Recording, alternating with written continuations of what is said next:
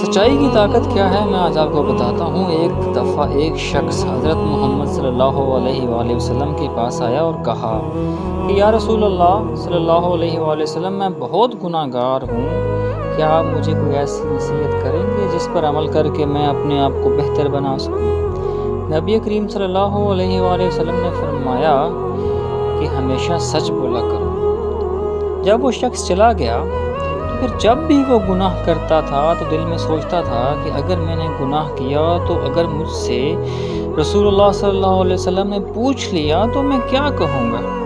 اگر جھوٹ بولوں گا تو حضور کی نصیحت کے خلاف ورزی ہو جائے گی، اور اگر سچ بولوں گا تو سب کے سامنے رسوا ہو جاؤں گا۔ یوں وہ بار بار گناہ سے رکنے لگا۔ کچھ عرصہ بعد وہ بالکل نیک اور پرہیزگار بن گیا۔